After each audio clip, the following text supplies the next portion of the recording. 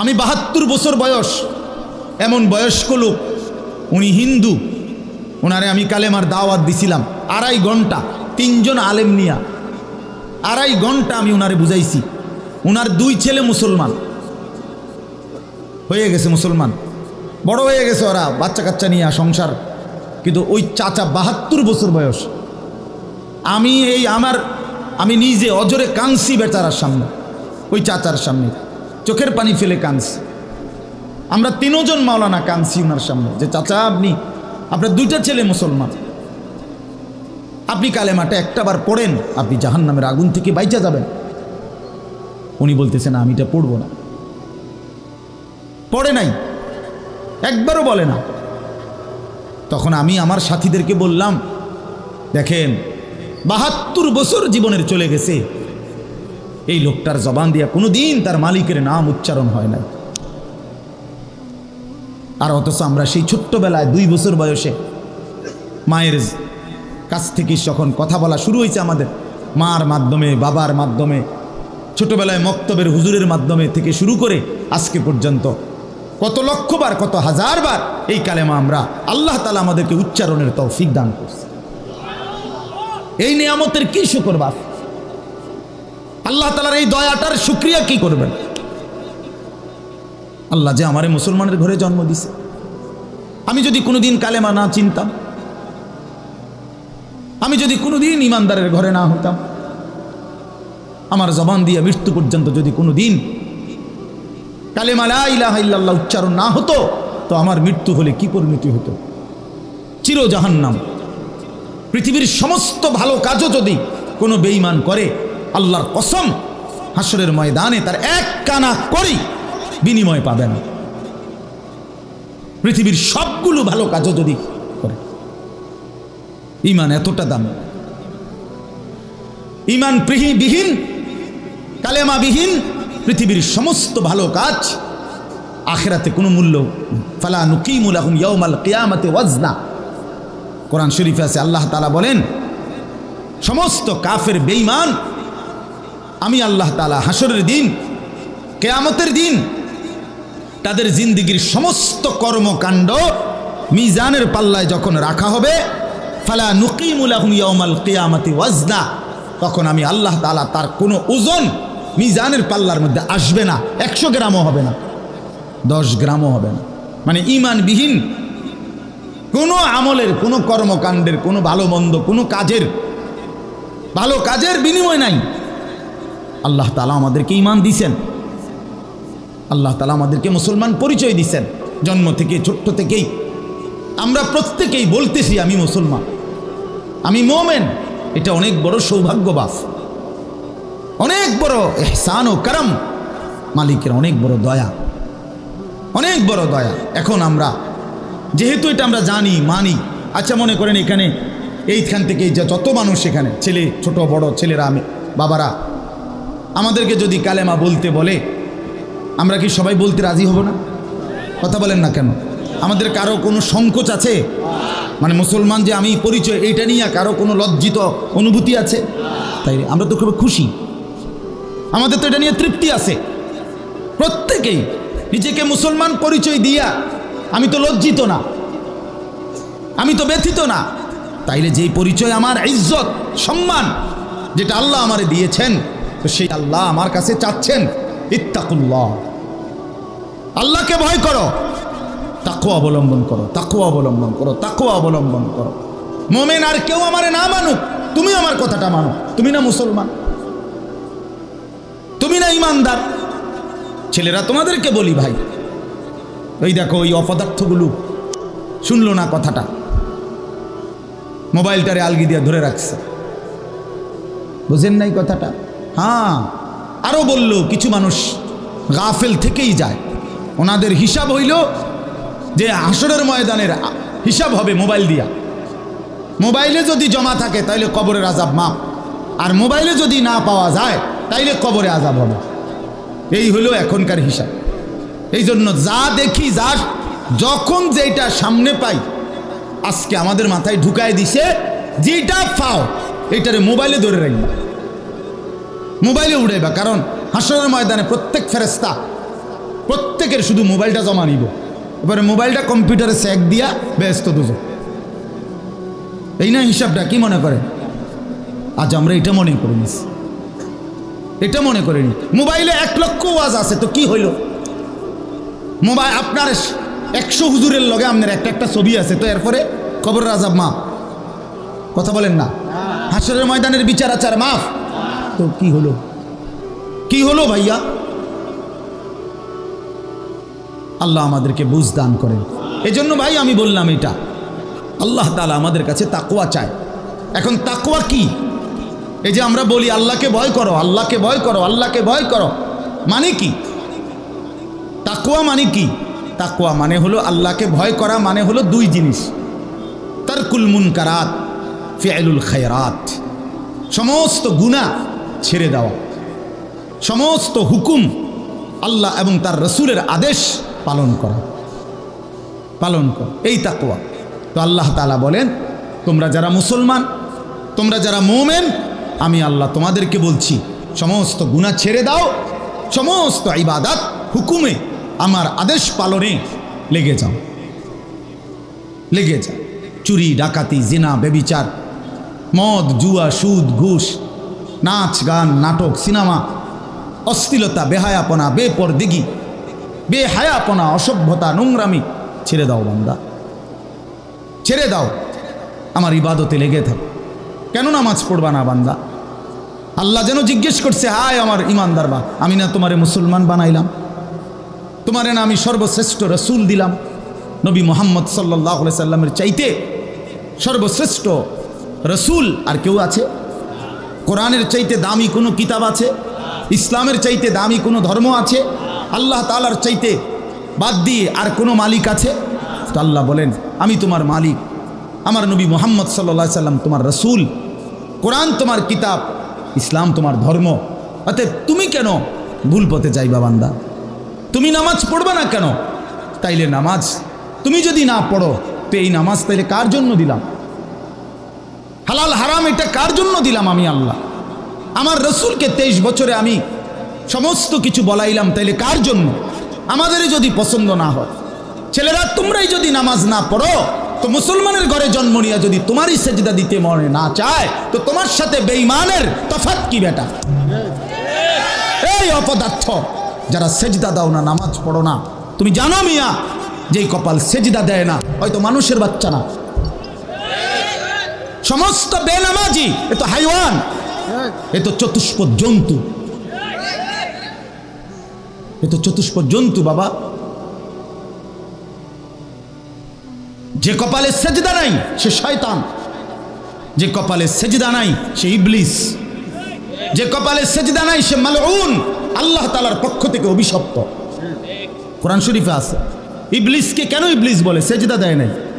শয়তানকে কেন শয়তান বলল? আগে কি তারে শয়তান কইতো?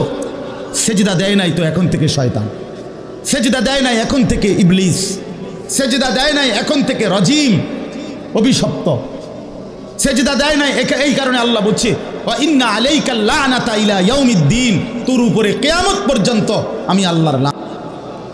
কি মিয়া সব কি বলো ভাই? এত লানত নিয়া, আল্লাহর এত অভিশাপ নিয়া দুনিয়াই চলবে কেমনে? আখিরাত চলবে কেমনে? জীবন মানে শুধু কয়টা ভাত মাছের নাম ভাইয়া? একটু ঘুমাইতে পারলাম, একটু খানা দানা খাইলাম, কয়টা টাকা রোজগার করলাম, যৌন চাহিদা, লজ্জাস্থানের চাহিদা পূরণ করলাম, খালাস, এরই নাম দুনিয়া? এ তো জন্তু জানোয়ারেরও পূরণ হয়। গরু, ছাগল, কুকুর, বিড়ালও তো খায় ভাই, এরাও তো ঘুমায়, এরাও তো পেশাব পায়খানা করে, এদেরও তো যৌন চাহিদা পূরণ করে। নাহলে কুত্তার বাচ্চা হয় কেমনে? বিড়ালের ছাও হয় কেমনে? সে যদি যৌন চাহিদা পূরণ না করে, তো জীবন মানে এটুকুই? জীবন মানে এর দূরই? তাহলে পার্থক্য কি আমাদের? পার্থক্য কোথায় বাপ? তো আল্লাহ তাআলা আমাদের কাছে বললেন, ইত্তাকুল্লাহ, বান্দা আমি এটা চাই তোমার কাছে, তুমি গুনাহ করো না, আর 10 জন যা ইচ্ছা তাই করুক, তুমি নাফরমানি করো না, তুমি আমার পছন্দের বান্দা, আমার গোটা জান্নাত আমি তোমার জন্য বানাইছি, তুমি আসবা ঈমান নিয়া, তাকওয়া নিয়ে, আমি আমার পুরাটা জান্নাত, অনন্তকালের জান্নাত তোমারে বুঝাই দেব। তোমারই বুঝাই দেবো বান্দা। এই জন্য ভাই, দোস্ত আমার, বন্ধু আমার, আমি অনুরোধ, আমার কথা শেষ, আমি এতটুকু কথাই বললাম, গুনাহ ছেড়ে দিই। কেন মিথ্যা বলবেন? কেন নামাজ পড়বেন না? কেন সেজদা দিলেন না বাপ? আল্লাহ তাআলার সাথে এখানে একটা কথা আছে, লাস্টের আয়াত আমি শুনাইতেছি আপনাদেরকে,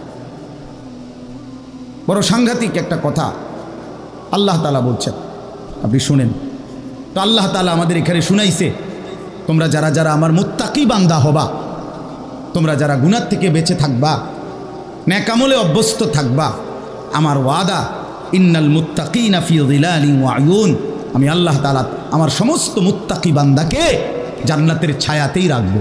সুবহানাল্লাহ। আয়ুন, জান্নাতের নহর, দুধের নহর, মধুর নহর, মদের নহর, পানির নহর, 4টি নহর বেষ্টিত জান্নাতের মধ্যেই আমি তাকে 24 ঘন্টা থাকতে দেব। সুবহানাল্লাহ। ও ফাওয়াকিহা মিম্মা ইয়াশতাহুন, আল্লাহ তাআলা বলেন, এবং আমি আমার মুত্তাকি বান্দাকে তার চাহিদা মতো সমস্ত ফল ফলাদি, খাদ্য আহার্য আমি তাকে জান্নাতে দান করব।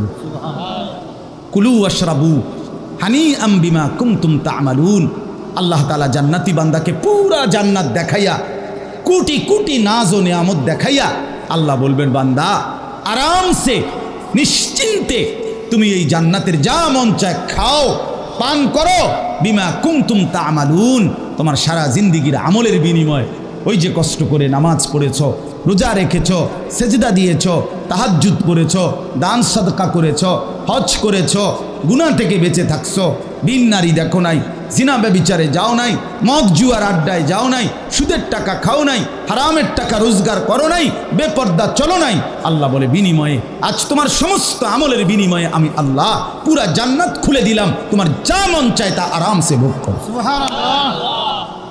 ইন্না কাযালিকা নাজিজিল মুহসিনিন, আল্লাহ বলেন এভাবেই আমি সমস্ত নেককার বান্দাদেরকে বিনিময় দিয়ে থাকি। শুধু তোমারে না, পুরা জান্নাতের সকলকে দেখো আমি আল্লাহ তাআলা ভরপুর নিয়ামত দিয়ে পূর্ণ করে দিয়েছি। আমার ভাই, অতএব আমরা বোকা না। আমাদের মসজিদের ইমাম সাহেবরা 8,000 টাকা 10,000 টাকা ইমামতিতে চাকরি করে, খোদার 30 দিন কষ্ট করে চলে। বোকা এই কারণে না, বোকা না ভাইয়া। আপনারা ভাত মাছ খাইয়া যদি বড় হন, তো মোল্লা মুন্সি ওনারা কি সিরা খাইয়া বড় হয়েছে?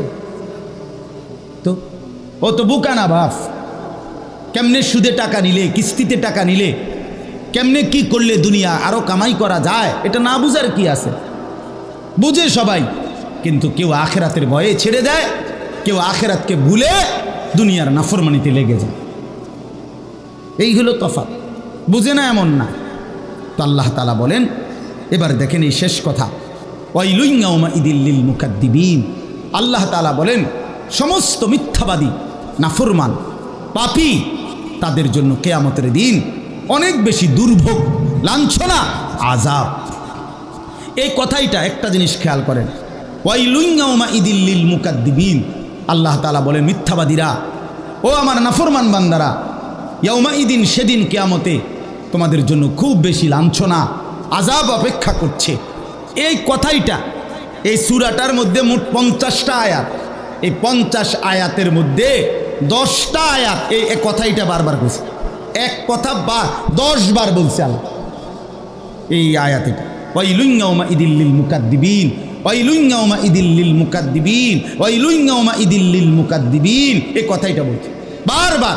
মিথ্যাবাদী, নাফরমান, তোমাদের জন্য সেদিন দুর্ভোগ, দুর্ভোগ, দুর্ভোগ, দুর্ভোগ, লাঞ্ছনা, আযাব, আযাব। এখন দেখেন এইবার এই একটা সাংঘাতিক কথা শুনেন। আল্লাহ বলেন, কুলু ওয়া তামাত্তাউ কালিলান ইন্নাকুম মুজরিমুন। এই যে আমরা দুনিয়াতে ইমানদার, নাফরমান, নেককার, পাপী সবাই খায়, দুনিয়া সবাই ভোগ করে না? কি বলেন না? ডাকলেও দুনিয়া খাইতেছে, না ডাকলেও দুনিয়া খাইতেছে। কাফের, বেঈমান, হিন্দু, বৌদ্ধ, নাস্তিক, মুরতাদ, বেনামাজি, বেহায়া, বেপর্দা, সুদখোর, ঘুষখোর, হারামখোর, জিনাখোর, বেবিচারী, মদখোর, নেশাখোর, গাঁজাখোর, ফুট্টাখোর, বাবাখোর, ডাইলখোর, ইয়াবাখোর, হারামখোর, সব বেঈমান খাইতেছে কিনা দুনিয়া? তো আল্লাহ তাআলা বলে, কুলু ওয়া তামাত্তাউ কালিলান, এই নাফরমান কিছু সময়ের জন্য দুনিয়ার মধ্যে খা, ভোগ কর, ইন্নাকুম মুজরিমুন, কিন্তু মনে রাখিস তুই কিন্তু নাফরমান, তুই কিন্তু পাপী, আমি কিন্তু তোরে ছাড়বো না। কবরের প্রথম রাত থেকে হাসরের ময়দানে আমি দেখবি তুই বান্দা আমি কত কঠিন, কত কঠোর, তোরে আমি দেখাবো। ভাত খাইতে লইছে খাও, ভাত খাইতে লইছ খাও বান্দা, এখানে আটকামু না, এখানে আমি জানোয়াররাও আটকাই না, আমি জন্তু জানোয়াররাও খাইতে দেই, তোরে দিতাম না কেন বেটা, খা বেটা। কিন্তু ইন্নাকুম মুজরিমুন, মনে রাখো 7টা বাজে নাস্তা করতে বসছো, আল্লাহ যেন ডাক দিয়ে বলে বেঈমান খা, ঠিক আছে নাস্তা, কিন্তু মনে রাখিস ফজরের নামাজ পড়স নাই, আমি হিসাব রাখছি। রাত 10টা বাজে খাইতে বসছো বেঈমান, ঠিক আছে খা, কিন্তু মনে রাখিস এশার নামাজ পড়ো নাই। ঘর করলা, ফার্নিচার বানাইলা, ঠিক আছে থাকো, তো মনে রাখো এগুলো সুদের টাকা, এগুলা কাস্টমারের ঠকাইয়া মিথ্যা বইলা ওজনে কম দিয়া ওই টাকা আমি জানি, আমি বান্দা দেখব। ওয়াইলুন ইয়াউমাইযিল লিল মুকাদ্দিবিন, আবার বলতেছে আল্লাহ মিথ্যাবাদী নাফরমান তোমাদের জন্য বড় বেশি দুর্ভোগ, লাঞ্ছনা, আযাব তোমাদের জন্য, আযাব। এই জন্য আল্লাহ তাআলা বলছেন এটা। এরপরে আবার বলে দেখেন ওয়া ইযা কিলা লাহুমুর কাউ লা ইয়ারকাউন, এই ছেলেরা তোমরা সবাই শোনো, আল্লাহ তাআলা আবারও বলতেছে সমস্ত মিথ্যাবাদী নাফরমান তোমাদের জন্য হাসরের ময়দানে কেন লাঞ্ছনা হবে, এর প্রধান কারণ ওয়া ইযা কিলা লাহুমুর কাউ লা ইয়ারকাউন, যখনই বলা হতো নামাজ পড়তে, যখনই বলা হতো রুকু করতে, যখনই বলা হতো সেজদা দিতে, লা ইয়ারকাউন, আল্লাহ তাআলা বলেন সে রুকু করে না, সেজদা দেয় না, নামাজ পড়ে না, নামাজ পড়ে না। আল্লাহ বলেন আমি এতবার বললাম, এতবার বললাম, একটা দিনে 5 বার মসজিদে আজান হলো, একটা মহল্লায় শুধু একটা মসজিদ না, এক এক ওয়াক্তে এক একজনের কানে কমপক্ষে 10টা মসজিদ থেকে আজানের আওয়াজ আসে, ঠিক কিনা বলেন? কিরে বান্দা এত শক্ত হইলি কেমনে বান্দা, আমার এত বড় আসমান ও জমিন দিয়া, এত বড় কায়নাত দিয়ে বান্দা আমি তোকে লালন পালন করলাম, বিনিময়ে তুমি একটা সেজদাও দিলা না। 365 দিনে খোদার একটা বছর কোনো দিন ফজরের নামাজ পড়লা না, এ কেমন জিন্দিগি বাপ? এত এত কঠিন মানুষ কেমনে হয়, এত পাষাণ মুসলমান কেমনে হয় বাপ বলেন?